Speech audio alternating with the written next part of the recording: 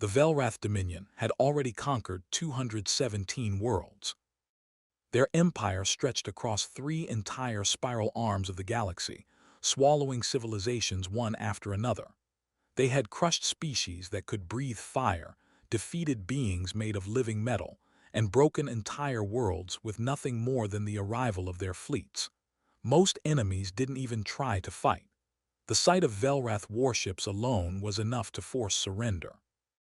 High Commander Surak stood aboard his flagship, Eternal Silence, watching a small blue planet slowly grow on the main display. Earth. To him it looked insignificant, young, divided. Easy. Show me the reports again, he ordered calmly. His intelligence officer, Tak, brought up decades of collected data. 30 years of observation filled the screen. Cities, conflicts, weapons, human history laid bare. They fight each other constantly, Tak explained. They divide themselves by race, territory, belief systems. They have weapons capable of destroying their own planet, and they've nearly used them on themselves multiple times. Surak nodded, unsurprised. He had seen this pattern many times before. Young species rarely survived long enough to become threats. Most destroyed themselves. The Dominion merely arrived to finish what they had already started. Their military capability, Surak asked. Primitive, Tak replied. Projectile weapons, chemical explosives, early-stage energy systems, nothing capable of penetrating Velrath's shielding. They have no interstellar travel, no orbital defense network, no unified planetary command. Surak allowed himself a faint smile. How long until total subjugation? Tak checked the projections. 6 planetary rotations, High Commander. Possibly 5 if they surrender quickly. 6 days. Surak had waited longer for ceremonial briefings. Begin the approach, he commanded. All ships, standard formation.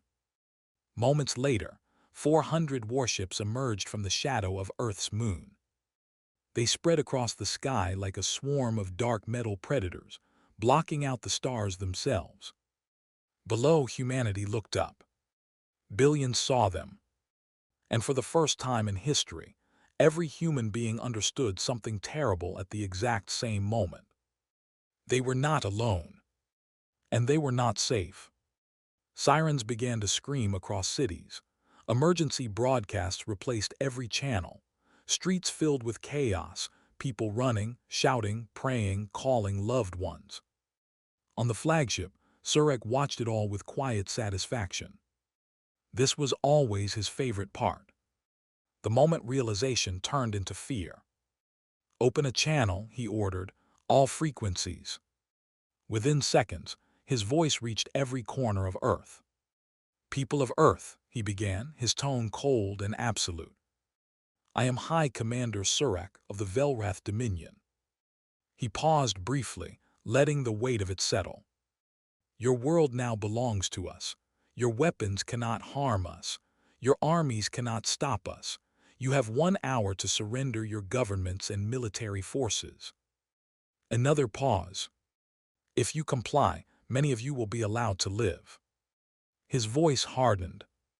If you resist, we will burn your cities to ash and take what we want anyway. The choice is yours. The transmission ended. Surak leaned back, completely at ease. This was routine. On other worlds, surrender came within minutes. Leaders begged. Armies collapsed. Entire species chose survival over resistance. That was how it always went. But this time it didn't. Minutes passed. No response. Surak frowned slightly. Are communications functioning? He asked. Yes, High Commander, Tak replied. The message was received globally. Then where is the surrender? Tak hesitated. All human broadcasts stopped, exactly 90 seconds after your transmission. Surak's expression shifted. Stopped. Yes, every signal, every network, complete silence. That was new. There should have been chaos, conflicting messages, desperate negotiations, panic. But instead, there was coordination. And then out of that silence, one voice appeared. A single transmission. Clear, controlled. It came from a mountain region humans called the Rockies. And it spoke in perfect Velrath. You have made a mistake. For a moment, Surak actually laughed. The idea that a primitive species could respond with anything, but fear was almost amusing. They learned our language, Tok said quietly.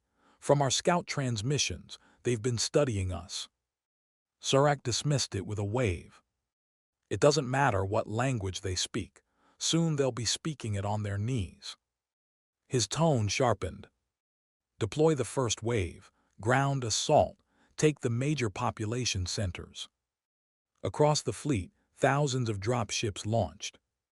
They streaked toward Earth like falling fire, heading for New York, Beijing, Moscow, London, Tokyo, and dozens more. Surak watched with complete confidence. He knew how this would end. Humans would fight at first. They always did.